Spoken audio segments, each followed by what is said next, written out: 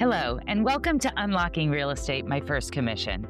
I'm your host, Tina Lapp, Head of Industry Relations and Career Excellence for Colibri Real Estate.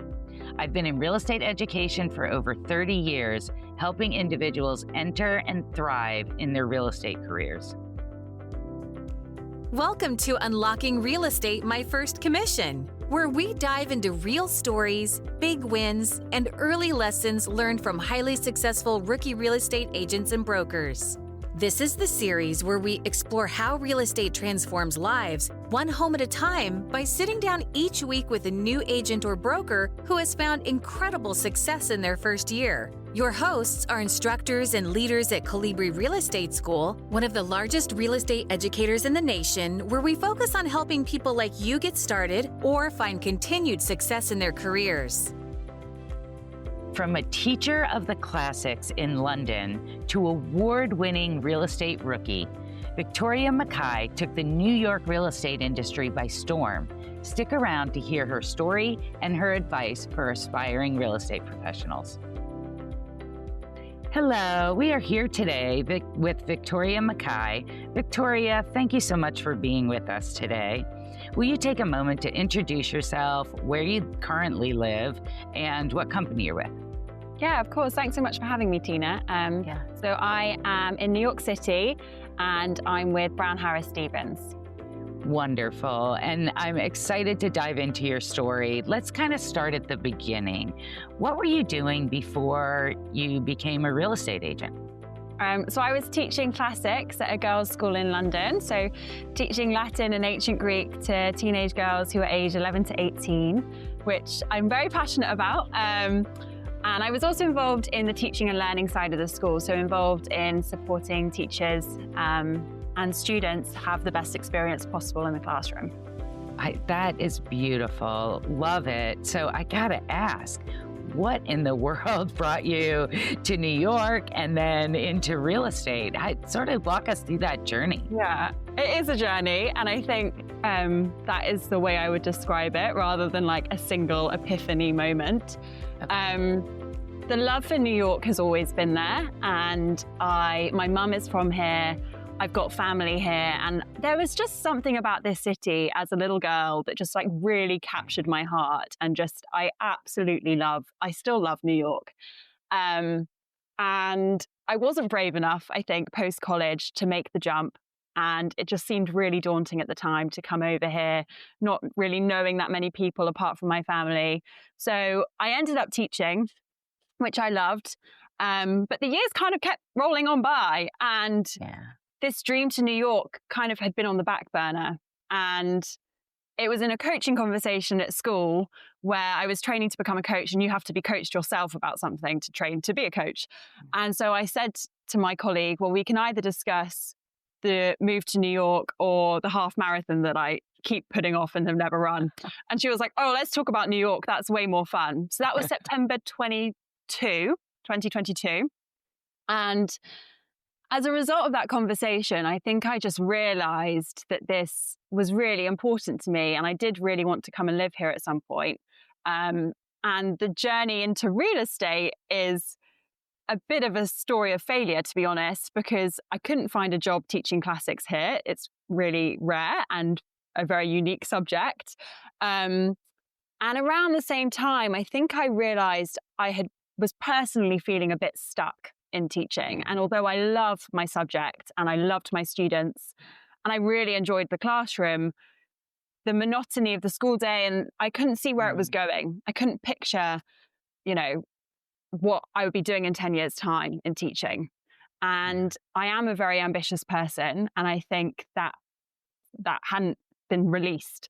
And it was a conversation with my dad. Sorry, I'm just talking away. But it was a conversation with my dad where he said on a really long drive, and I was like, I really want to move to New York. I don't know what to do.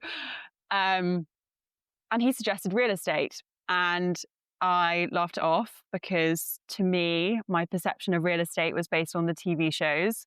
And being completely honest, I thought there wasn't much to it. And it was maybe a bit brainless, which is totally wrong and incorrect.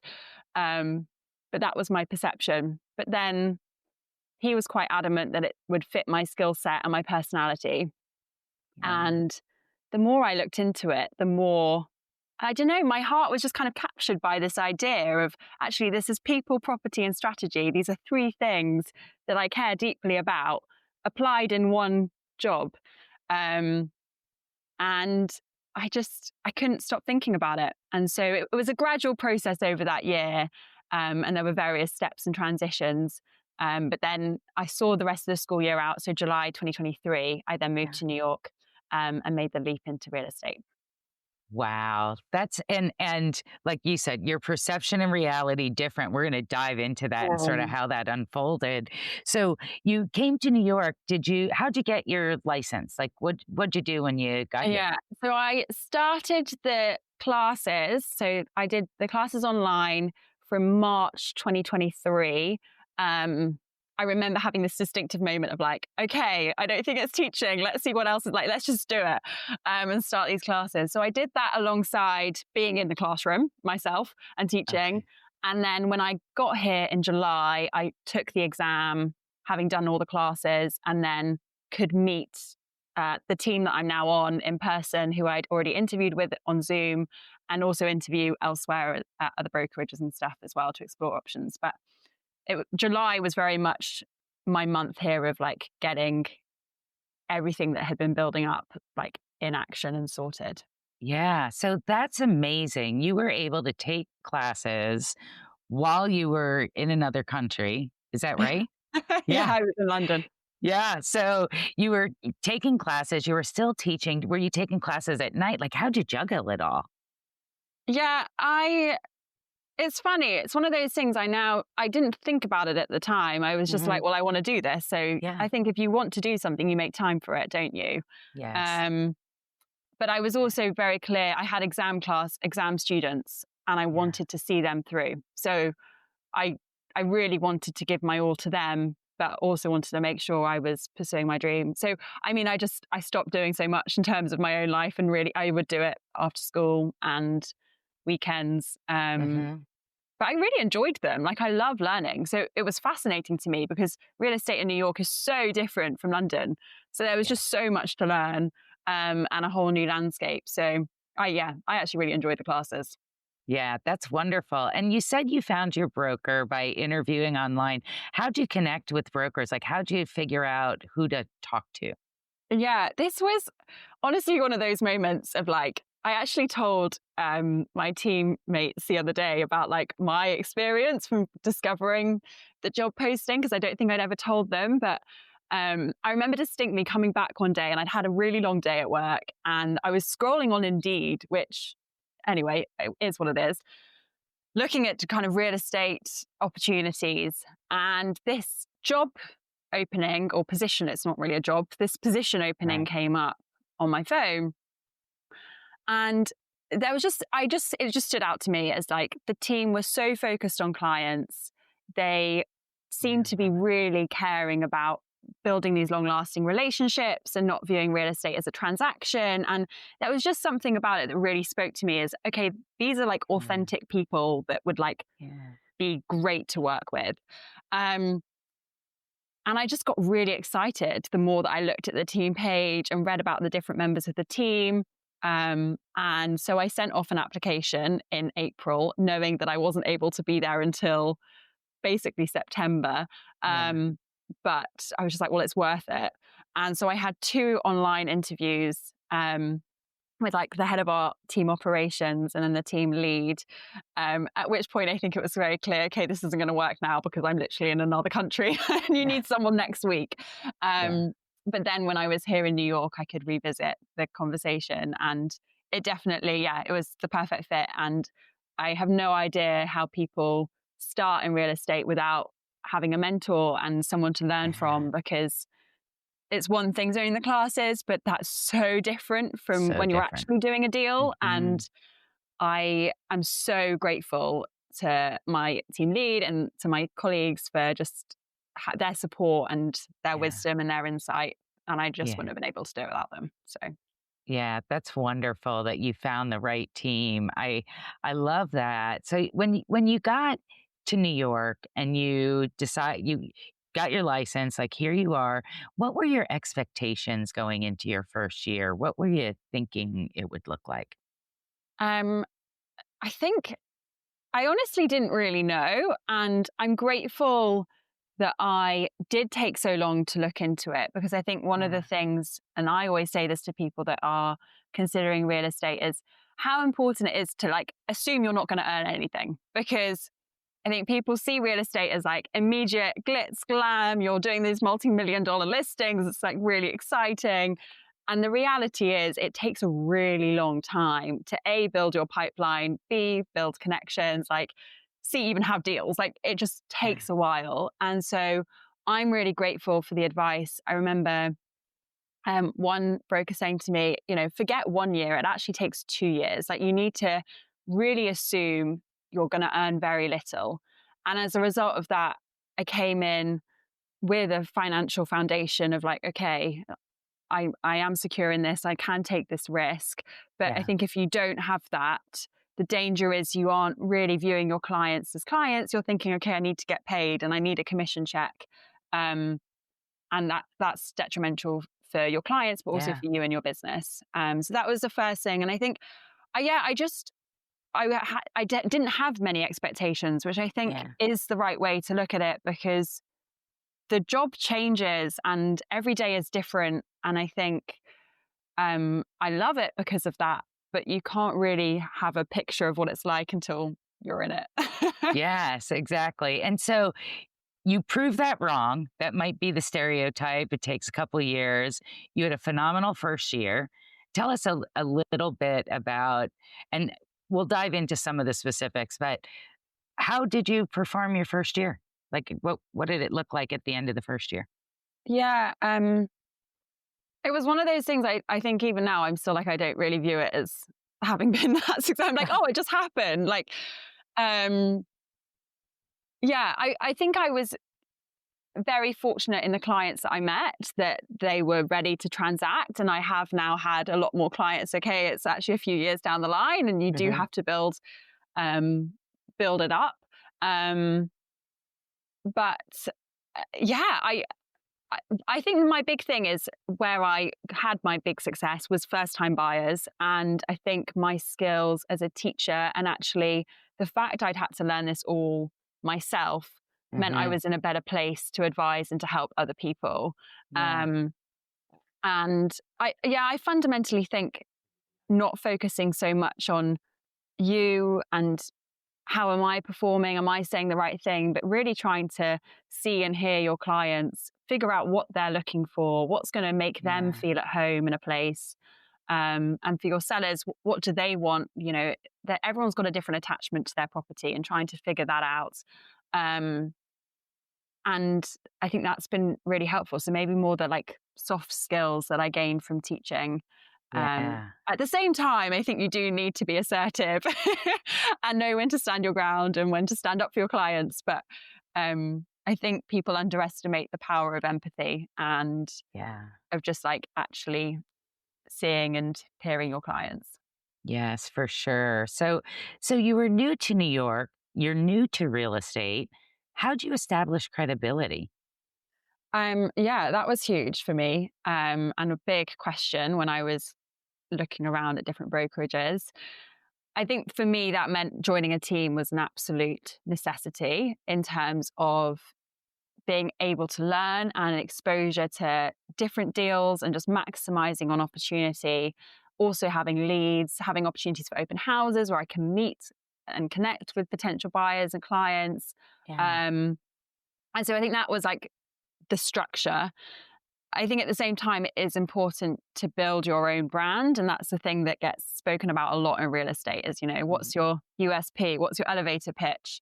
Um, and I think for me at first, I really shied away from the fact I was new to New York and the fact I had been a teacher, because it just didn't feel impressive or justifiable for Yeah. why I'm now doing real estate. And now I like totally embrace it. And I think it is what makes me a better agent. Yes. But I think it takes a while to kind of own that story and who you are and how you're showing up for your clients.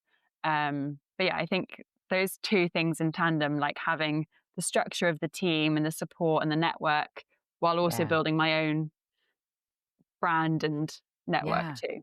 Yeah. And so when you got started with the company you're with and joined the team and you're surrounded by all these awesome people, did they provide training for you or um, mentorship? Yeah, so I'm on a small team, which again was one of the reasons and the draws to the team I'm on. It's just my team lead, another broker like me who's kind of showing full time, and then in operations, then we have someone who's kind of semi-retired, so not really in the office day to day. Okay. Um, And I think the biggest things were my team lead was really hands on in terms of calling me, making sure I had what I needed. But what also wasn't like monitoring me. So allowed me to kind of go out there and do my own thing Yeah. and did really trust me in that. Um, and then the head of operations was phenomenal. And basically, I think structure is so important in real estate. And you Mhm. go from having a job where you've got a 9 to 5 to zero structure. And she was very helpful at, making sure my CRM was started and I was feeding people into the newsletter and the practical side of things rather Yeah. than just kind of going out and seeing how you go. Yeah. Um, and again, my teammate Cliff, there's four of us. He had been a few years ahead of me in the process. So learning from him and seeing what he had done well really helped as well, provide that model for, okay, this is what I've got to do. Yeah. Yeah. That's so important. And I know our listeners are aspiring real estate professionals and or individuals recently licensed looking how to get started. So like hearing tips from someone who had a successful first year, just tremendous. So appreciate you sharing some of that. How long after you got licensed did you close your first transaction? Do you remember? Yes, I do, because it was a long wait. Yeah. um, so I got licensed in the summer. I didn't officially start until September. Yep. So right after Labor Day to prepare for the full market. And I had my first contract signed in October, which was incredibly fast. Incredibly But fast. we didn't close until February. Oh, So it was a really long process. And I think that for me was so helpful in seeing how important patience is as an yeah. agent. And it really is like an endurance sport. It's not a quick deal. Um, that still is the longest amount of time I've gone from having a contract signed to a closing, but it was Good to know. very, very helpful to have that as my first deal because it just was eye opening of how long this takes. Yeah. And do you remember like how you found that client? Anything about that story that you want to share? Yeah, it was a lead. So it was a lead from an app, and which, well, yeah, everyone I think does use leads now. I think we Sure. need to be aware of that, and it is a good source. I think it shouldn't be your only source as an agent, but it is Yeah. important, especially at the beginning. Um, and I met him and the family, and they wanted the apartment and they wanted to go for it. So I supported them as a buyer's agent. I took them around the neighborhood to make sure that they'd made the best decision for them. But they were very quick to move and to make a decision. Yeah. Can you tell me a little bit about how you marketed yourself? Like, did you use traditional methods? Like, what was particularly useful to you? Yeah, this is a big thing for me. Even like it's one of my goals for 2026. um, I think I haven't done a good enough job at marketing myself, and I think it's something that I'm aware I need to grow in and to really own. I think it's quite scary to put yourself out there, or at least it's not in my nature. The British Reserve really kicks in. So um, I think the main thing for me has honestly been just caring about the client and really being intentional with everyone I met of like, okay, could this go somewhere? And seeing every potential opportunity as well. Yeah. And following up with people. I think don't, just keep sending listings, keep following up, use open houses, and trying to maximize the exposure, but also being intentional and targeted, and not just sending listings for the sake of it, really thinking about, okay, what does this client looking for? Or yeah, how can I help them? Yeah, but I think I wasn't overly salesy, and that's not my personality either. So I do Yeah. struggle with that side. Yeah. But it is really important to market yourself. And that's something I'm aware is, is a Yeah. goal and a target. So yeah. Well, you had a very successful first year despite that. So obviously, the caring about people and the empathy and the follow through, it works in real estate, clearly. Um, so when you had a brand new client and you had a closing, what do you do to continue the relationship, or do you continue the relationship with them? Yeah, I definitely do. I think that's one thing it's almost like it's back to being a teacher, you take them through the school and you take them through the process of buying or process of selling. And it's like, bye, farewell. But I keep in touch with all my clients. I think to varying degrees, obviously Yeah, some sure. you don't have as close a relationship with, or they see it more as a professional relationship. But I really love the updates. I've heard from one client who was out in Asia in December. I went to a museum with one of my clients who's retired the other week. Like, I really love the relationships I've built through real estate, and I view them as, yeah, Yeah, fundamental to my enjoyment in doing my job. And it's always been about the person for me and about how I can help them. And it's an incredibly yeah. like intimate process buying or selling a home. And I Yes, think you really need to trust the person that you're working with. And right. therefore, I think if you don't have that relationship continuing in some capacity, it feels a bit strange.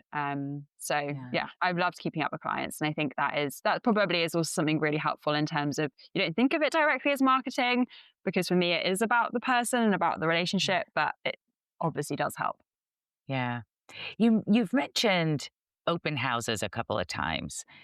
Have those been beneficial for you? How has that helped your business grow, or has it not been that helpful?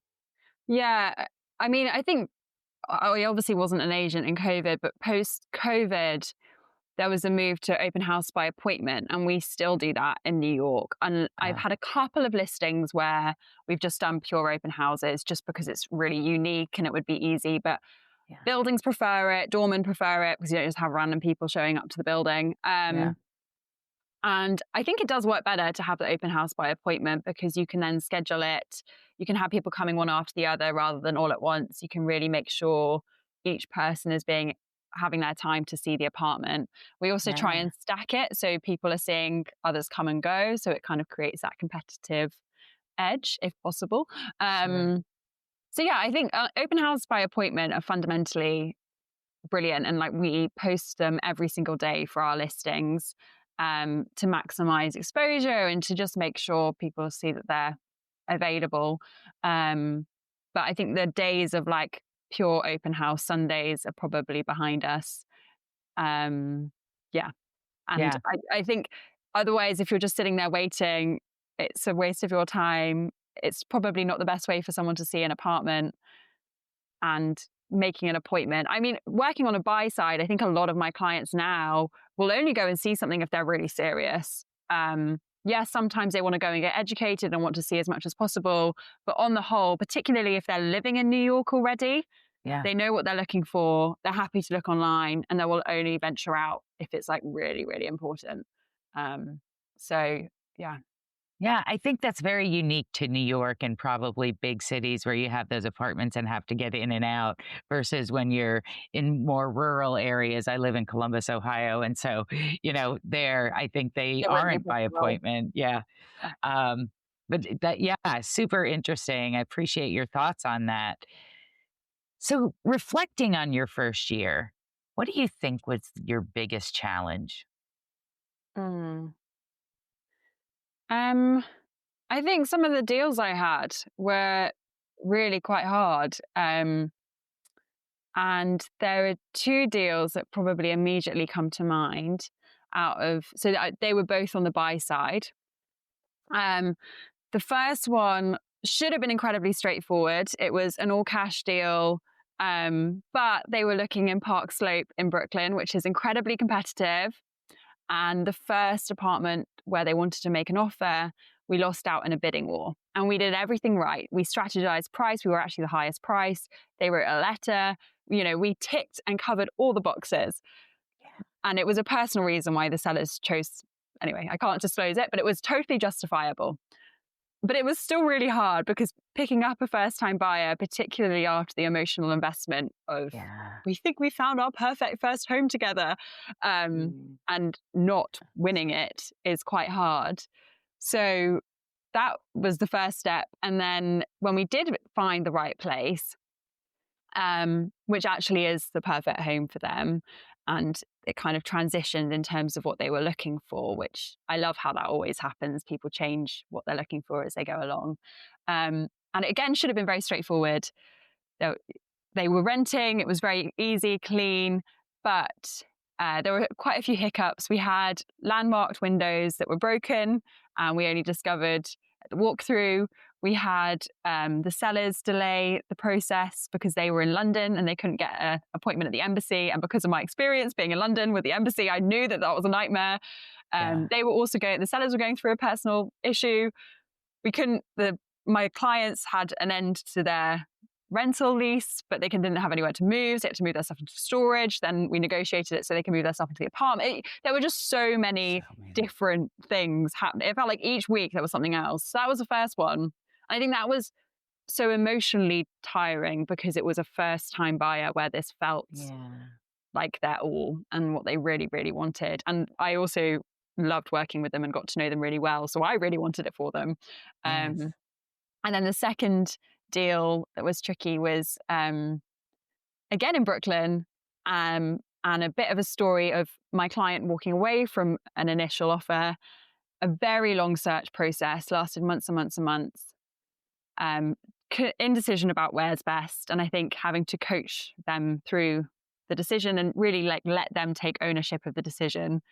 And then eventually finding somewhere. But then at the closing, there were no keys. And the apartment just didn't have keys. And the seller hadn't moved out. And it was chaos. So I left the closing table. I went to the apartment. I made sure everything left the apartment. We didn't close until the apartment was empty. I made them go get keys from. So that was one where I just was like, by the end of the day, I was like, I can't believe that all happened. Like, how did we have a closing where the seller hadn't moved out and we didn't have keys? Yes. Oh my gosh. They were definitely the most stressful ones, but every deal has something. And I think you just learn to cope with that and to problem solve along the way. Yeah, you can't make this stuff up, right? Like the things that happen, it's just incredible. And every transaction has its challenges. Unfortunately, maybe there's a few that go through seamlessly. Did you have a support system that helped you navigate some of that? Like, I know I talk to folks all the time looking into real estate and they're like, I'm just so nervous. What if I don't know? Who can I go to? What did you do? Who'd you lean on? Yeah. So in those situations, I did call my team lead. And then sometimes he actually even spoke to the managers at the office too, with a few of the deals when they were extra tricky or needed other opinions. And I think that's a big thing as well of not being afraid to ask for help, which is something I, as someone that is very self-sufficient and likes to do things myself, have to learn and continually remind myself that it's a good thing to ask for help and to ask for other opinion. Particularly, I think if you're working with someone very closely, you are emotionally invested. So you need to take a step back and ask someone else for their opinion and their advice to make sure you're making the best decision and you're not just emotionally involved as well. So again, I think it's so important I'm a huge advocate for joining a team or at least finding a mentor who is going to support you and really be that sounding board for you and the place where you can come to for advice and have your questions answered, because I think you cannot do this on your own. Yeah. And it sounds like you found a great team and now you've got that support system. which everyone wants. That's beautiful. So I'm super happy for you. Tell me about your schedule. Like, are you working around the clock? Do you have some flexibility? Do you save some time for yourself ever? Tell us about that. How do you plan that out? Yeah, I have changed as I've gone through. And obviously, I think seasons change. The spring Sure. is more busy. And so Hmm. come March through June, it can be typical that I'm working Saturday and Sunday. Um, I always try to only work those hours. So only work the hours I'm showing on Saturdays and Sundays to make sure the rest of the weekend does actually feel like a weekend. Um, but again, if I've had a really busy weekend, I'll try and take some time midweek. So whether that be an afternoon or a morning, I'm getting better at putting my phone on do not disturb for a couple of hours and just taking that time out for myself. Yeah. Um, but yeah, my schedule completely varies day to day. And it's one of the reasons why I love real estate. I think you do need to be someone that is a bit of a planner while also being flexible to have those plans fall through. Your Yes. day can change so quickly. So you can't be so measured on this is what's going to happen now. Um, yeah, but it really, really varies. I think today I've got a couple of showings after this, then I've got a walkthrough, and then I've got a friend's photography exhibit. So, it's just different. Every day is different. Yeah. Um, yeah, It sounds like you like that. I love that. I thrive Yes. off that. So I think if you're someone Yes. that needs structure, and I do need structure, but I like that I can bring my own. So Yes. yeah. Yeah. You sort of customize it, right? Yeah, It's all exactly. about you. Yeah. So what's next for you? Where do you see yourself in 5 years? Will you still be in real estate, you think? Yeah, for sure. I love it. Yeah, I absolutely love real estate. And I love real estate in New York as well. I think this is such a cool city to be helping people buy and sell in. Um, so hopefully still here. And that would make me very, very happy. I think as time's gone Love on, I've it. realized you do need to have like a bit of a niche in what you're focusing on. Yeah. So that's developed more of like, okay, this is I first time buyers has been a big thing, but I've actually loved doing sales side of like historical or real estate with a bit of a story and a bit of soul really is how I describe it. And that's something that I'd like to focus on more in the future, as well as international. So much of New York is international, and so many of Yes. buyers are international. And I think that's a real uh, need in the city as well, because it's such a different landscape here to Yeah. anywhere else in the world. Yes, for sure. I love New York as well. I'm from New York, so one of my Ah, favorite cities, my favorite city, hands that's down. so fun. Do you have any tips or tricks for aspiring real estate agents? Oh, I don't know. I think what I would just say is like, eh, take a deep breath and enjoy the process and have faith along the Yeah, way that it will all work out. Like, I think a lot of yeah, my time was spent planning the next thing or looking forward. And you do need to do that as a real estate agent. You do need to always be looking forward to the next quarter and where's your business going to go. But I think if you do that too much, you don't enjoy the moment and the present. So yeah, I think it's a mix of, yeah, going for it and really being strategic and planning as much as you can, but also being present and showing up for your clients in the best way. Um, yeah. I don't know whether that's yeah. really a tip or a trick. Sorry.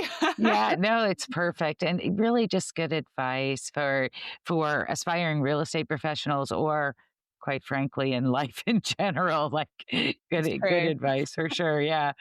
Um, So we're going to jump into our lightning round. Just some fun, quick questions.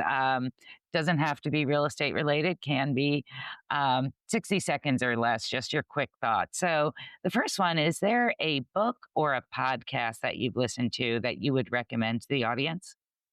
A book would be The Power of Personal. Um, Not necessarily revolutionary, but great at like just having those personal interactions with people. And then I Yeah. love Vince Rocco's. I don't know whether I said his last name right. His podcast on selling New York real estate. It's great. So I think finding Okay. the niche that you love to listen to is really important. Yeah. Yeah. Great advice. So, if we had a time machine and you could go back to the day you started this journey, what might you do differently? Hmm. Oh gosh, that's so hard. Or Um, maybe even what advice would you give yourself? I think maybe slow down and take a deep breath. Yeah, It's going to be okay. I think yeah, that's something I'm always having to tell myself is like, you don't necessarily need to reply to that immediately. Like, just wait. You can think about it, be measured yeah, before just jumping right in. Um, yeah. yeah, real estate can feel so fast, but actually there is something in just slowing down yourself to make sure you're taking the best and most measured approach. Yes. Oh, I like that a lot. If you could have dinner with one person, dead or alive, who would it be and why? Can I choose two? You Um, can. Absolutely, you can. Dead would be Ovid, who is a Roman poet, and um, he's just my favorite. He's hilarious, and he's really, really clever in his writing at taking in a political agenda while also being a bit cheeky. And I loved him, and I think he's brilliant. Okay. And alive would be it would be Kate Middleton, or like I just think she's so cool and is really iconic for the British family and the royal family, British people, Yeah. and royal family. So yeah, that would be my life. Oh my gosh, those are great choices I don't and think together they'd super work well. unique. So would we? You can get a couple of dinners out of this. um, Tell us about your day at work yesterday. um, my day at work yesterday. It was Wednesday, wasn't it? So I had a morning where we always look at the new listings in the morning. I do with deal with the deals that are right there. So I checked in with one deal that should be signed this week, checked in with a deal that should be closed in a couple of weeks, and then I followed up on emails for a little bit. Then I had a walkthrough, and that had a couple of issues at it, so I had to relay them. And then in the afternoon, I had some time out for myself around lunchtime because it was a bit of a busy day. So I had a second to myself. And then in the afternoon, I had a showing uptown, so I had to go uptown for it. And then came back and did a couple of emails again. So a mixture of showing emails, trying to schedule clients in for next week. Yeah. Yeah, it's a great day in real estate where you've got a lot to do, right? A lot in Yeah, the and not every day pipeline. is like that either. I think there are some days where it is Okay. more you're in the office, you're just following up with people, you're searching. Yeah. Yeah. But being out and about tends to be the theme. Yes. Yes. Well, you're never in stationary, right? You're not in Yeah. one place for long. So, Victoria, where can viewers connect with you and follow your journey? I'm on Instagram and LinkedIn. I'm not very good at posting. I will try and be better this It's year. right. You talked about that, right? It's important. Email is honestly, I will reply to an email quite quickly. So, um, but Perfect. yeah, you can, Yeah. I'm on Instagram and LinkedIn. Okay. That's wonderful. Any final words of advice for individuals thinking about starting a career in real estate? No, I think honestly, actually, maybe yes. One, be a Okay. sponge. That was said to me. I can't remember who said it to Yes. me, but very early on, someone said, "Just be a sponge," and that has been so helpful in like when deals have gone wrong or like it's been stressful or something's happened. Of just being like, Yeah. okay, I'm being a sponge, and I think there's always something to learn, regardless of how long you've been doing real estate, and Yeah. learning from those experiences to make yourself a better broker and agent is the most important thing. Yeah. That's great advice. You have been absolutely lovely. Great tips and tricks, and just appreciate you taking the time to share your journey. I know there are several others out there that are looking for like what can they do, and the fact that you shared your story can be super helpful and inspiring. So congratulations on your success. I know you'll be in the industry for more than 5 years, right? And thanks for your time today. Thanks so much for having me, Tina. Really appreciate it. Thanks for tuning in to Unlocking Real Estate My First Commission. We hope today's stories and insights inspired you to take that next step in your real estate journey.